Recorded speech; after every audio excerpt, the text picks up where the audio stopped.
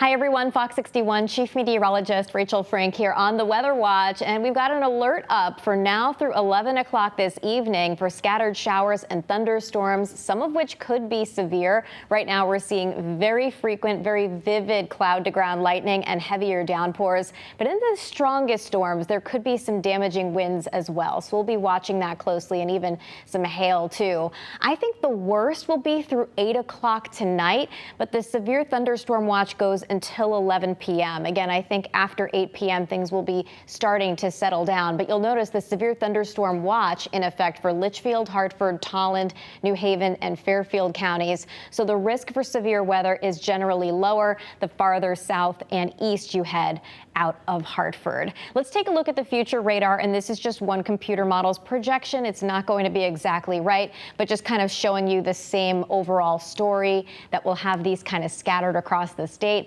and you'll generally find less south and east. This is 9 o'clock, 10 o'clock with not much going on at that point. We could see a shower or rumble of thunder fill in as we head towards daybreak tomorrow. Low temperatures tonight around 70. The humidity remains, so these storms are not breaking the humidity, but it won't be as hot heading into the weekend. Heading through both days, I think we'll see clouds, some sunshine, high levels of humidity, and there is a chance for a spotty shower or thunderstorm, but it certainly will not be a washout. So I wanted to kind of take you through Saturday. There is a chance for a shower or rumble of thunder right around daybreak. Then around midday, we've got that mix of sun and clouds. There will be kind of a break in the action. At times it may be kind of cloudy, and then the sun will kind of peek through.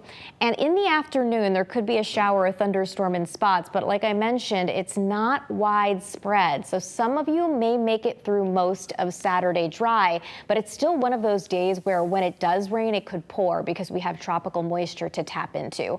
I think Sunday's a bit wetter than Saturday, especially in the afternoon. So we start the day off cloudy, overcast. Heading through the afternoon, we're starting to see those showers and storms bubble up in western Connecticut first, and they may become more numerous as we head into Sunday evening. All right, taking a check on the tropics, and we're going to be talking about Hurricane Lee for a long time because it's still far out here in the Atlantic, and luckily it looks like the worst part of Hurricane Lee, the core of the storm, which has Category 4 winds, will end up staying north of the Caribbean islands, north of Puerto Rico. The question is, because there's very good forecast consensus into Tuesday of next week where the storm will be, the question is, when does the storm take more of a northerly turn? So this is our kind of infamous spaghetti plots. Each one of these lines represents a different computer model. When they're closely clustered together, that means we have a very good agreement.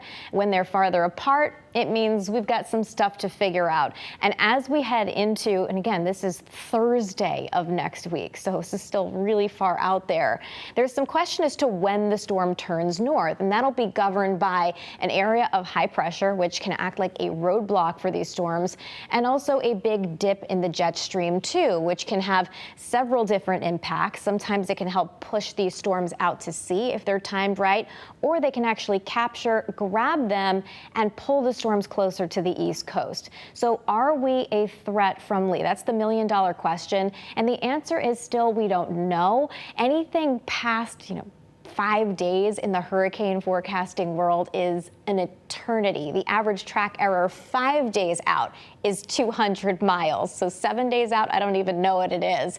However, as we take a look at the potential impacts from this storm, if it were to get up close to New England, it wouldn't be until Friday or Saturday of next week. I do think we'll have more answers on Monday. If you have plans next weekend, I wouldn't cancel any of those plans, but I would continue to monitor the forecast as we get closer. The storm could still head out to sea, or it could impact the East Coast and Atlantic Canada, but it doesn't look like it will impact Florida or the Carolinas. So I think mid-Atlantic, Northeast, Atlantic Canada, or out to sea, all still possible with this storm.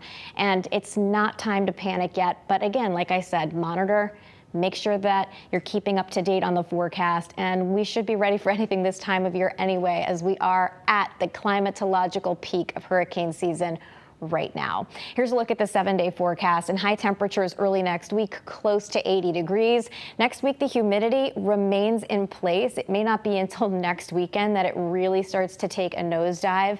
And with that humidity in place, there will be occasional showers or storms through the forecast period. Here's your Shoreline 7-day. We go from low 80s tomorrow to near 80 degrees on Sunday. Not your classic beach weekend, although we will have that humidity in place, and then 70s by this time next week, and at least feeling a little bit more like September.